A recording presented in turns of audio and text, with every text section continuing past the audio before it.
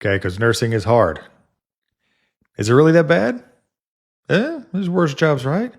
Is it as bad as everybody makes it sound? Yes. Yes, it is. But is it killing us? Kinda. Yeah. Let's talk about it. If you're a nurse, then you already know that nursing is not just a job. It's like a major part of your life. It changes you. It it makes you think different. It makes you think of, what's the worst possible scenario of anything you're doing? Like what's the worst that could happen? Which is good in our jobs. We need to think like that.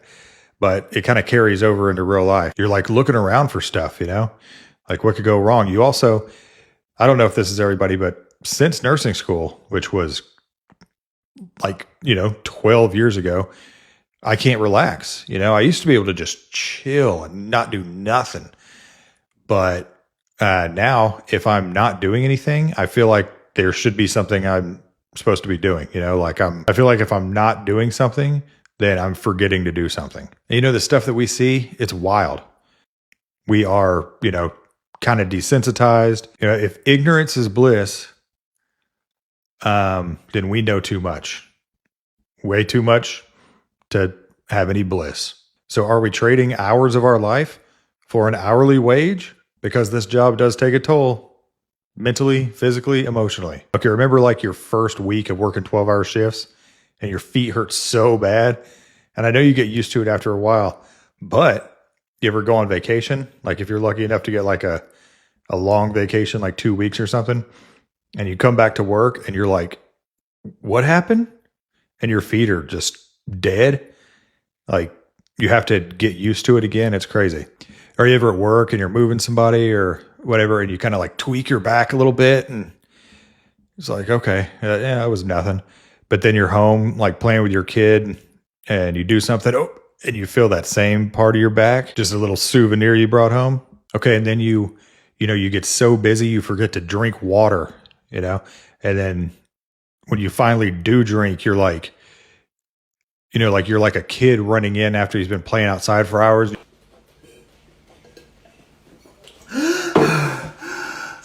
If you drink water. I don't ever drink water. And then you don't eat for like 7, 8, 9 hours.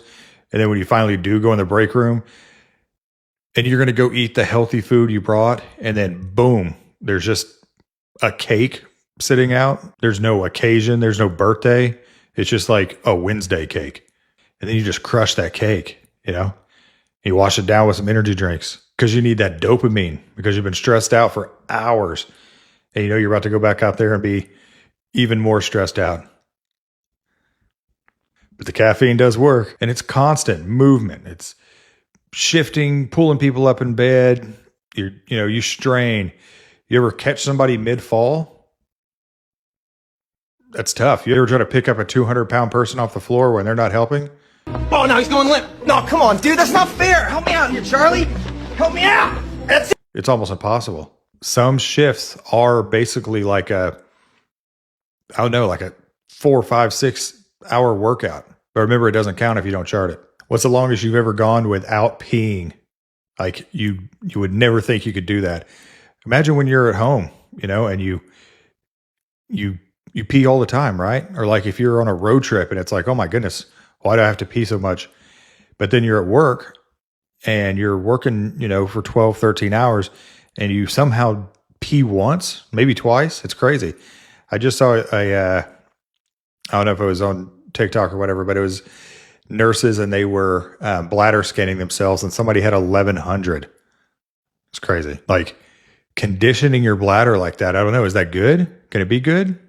It's probably bad. Can't be good. Has anybody ever thought about this? Yet like on a day off or, I thought about it a lot on like vacation, like when you're out at a lake or on a boat or something like that. And you are, you get, when you're on vacation, you get up early and you go out and start doing stuff. And so say you're out at like 8 o'clock in the morning and, you go to like an amusement park, you go swimming, you go out on a boat, you eat at like a couple different restaurants or you grill out or something like that. and then you're like exhausted. You've done so much, and you're like, it's 4 o'clock. You're like, what's crazy is if I was at work, I'd still have like 5 hours to go. And this has been such a long day. But we do it all the time. So there is like a physical toll on our body. There are other jobs that are a lot worse, work outside, work with their hands, like these real manly jobs, lumberjacks or whatever. I don't know. Underwater welder, terrorist, whatever. The people that work real dangerous jobs. I'm sure there's a list online. The last thing I saw about nursing was the 21st most dangerous job in the world. I couldn't read it because you had to like pay for the article. So we know it takes a physical toll, but just as importantly, it takes a mental, emotional toll, which I have suffered myself. I did gain a lot of weight during COVID, all stress, I'm guessing. I don't know how that works. We see people like at their lowest, like at their worst days. And sometimes we're the only ones that they have to talk to, and we have to listen. Have you ever just stood there listening to somebody telling you how terrible everything is, and you're just sitting there taking it for 10 minutes, and you walk out of the room and it's like how long have I been in there? It's like walking outside into the sunlight. It just feels crazy. You just go on about your day after you just heard like the most heart-wrenching, terrible stories. Or what about like when you get a patient that reminds you of like your grandma or your kid, you get this weird like attachment to them, and it's all emotional. It's I don't know, just it's different. You're with people saying goodbye, and you carry that with you. You can carry their grief. You carry around their faces, their stories, their memories, because they talk to you because they don't have anybody else to talk to sometimes. And you just keep on moving on. It's like nothing ever happened.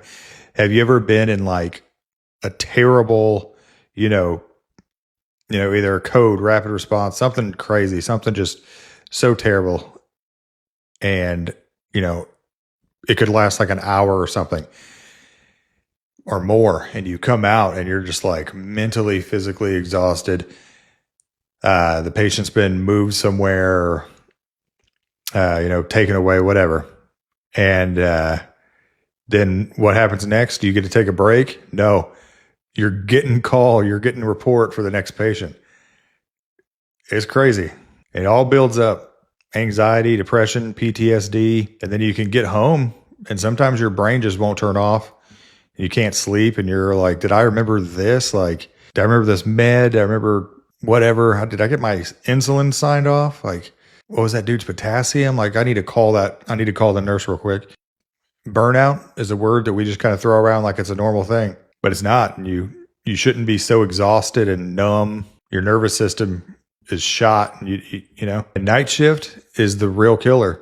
Literally. People say night shift's easier. In a way it is, but not always. You can have the same amount of chaos, but with less support. And, your body, your hormones are all out of whack. And, just think that you're making like these crazy informed decisions at like 2:00 in the morning. You should be asleep. Your body doesn't know what's going on. Your brain is, tapped. Doing these shift changes messes with your metabolism, your immune system, messes up your mood. It literally increases your risk for cancer. And they have classified working night shift as a carcinogen. Look that up. You live in this like different world from everybody else. So when you're working, only 3 shifts, that's what people say, but you're working 3 night shifts. The first night, you try to get some sleep during the day, but that doesn't really work. And you might, try to get some stuff done or whatever, and then go in. You're probably going to be up for 24 hours or 36 hours. And then you have the next 3 nights you're working. And then the day after you get off, you either sleep and miss out on more family and friends and life, or you try to stay up. And after that last night, you're just kind of wrecked, and you try to flip back to a normal schedule. You stay up 36 hours just so you can go to a birthday party, but everybody's going to be looking at you like, something's not right, and they're not wrong. I did night shift for a long time, and I will never do it again. I honestly do feel like it wrecked my mind and my body, and I'm still kind of recovering from it from, I'm saying 3 years ago. I missed out on a lot that I'll never get back. So I don't recommend it. I know new nurses, you think you want to do night shift. I don't know. Don't do it for very long. And I know some people can manage this. Some people can manage the stress of nursing. I wasn't really one of those people. I do home health now. I could not take the hospital. I was either going to work night shift or I wasn't going to work in the hospital at all. Nursing is a rewarding job. Don't get me wrong. Like I said, we just like to complain about it. So that being said, about how nursing can affect your health negatively with the stress, with the weird binge eating that we do, with the physical stress that you have. But we also have an upper hand in knowledge. Part of our job is educating people. Preventative stuff, like we know what we should be doing. We should be practicing what we preach or whatever. We know signs and symptoms, early detection. Those things are going to help us live longer. So if we work with the knowledge we have, eat healthy and try to prevent disease and exercise and try to manage stress and know the early warning signs. Just like we educate our patients, we need to turn it back around and educate ourselves sometimes and our family and our friends. And we can live longer and smarter and healthier if we actually apply the stuff that we know. So, is nursing killing us? Are we going to be living shorter lives because of this career? Not necessarily, but night shift is a different story. If you are working night shift, and I'm not trying to scare anybody here, but this is facts. This is the data and the research showing that it is going to increase your risk for metabolic diseases. It's going to increase risk for cancer, all types of cancer, even breast cancer. It was, I'm not citing anything on here, but you can go do research if you want to. It is going to increase risk for diabetes and insulin resistance, as well as heart disease, high blood pressure, and anxiety, depression, all those things.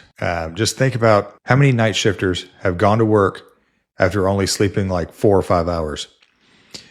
Well, there is research that shows that if you are not sleeping at least 6 hours, then you are working with a brain that is acting like someone who didn't sleep at all. Nurses are awesome. We work hard. We care about our patients. We need to make sure to remember to care about ourselves. Try to manage stress, get enough sleep, drink water, eat healthy. We can do this. Hey, thanks for watching. If you guys have any comments, suggestions, questions, or let me know what you think about the stuff I talked about on here, please leave the comments and please like and subscribe. It really helps me out. Thank you all so much. God bless. Have a great shift.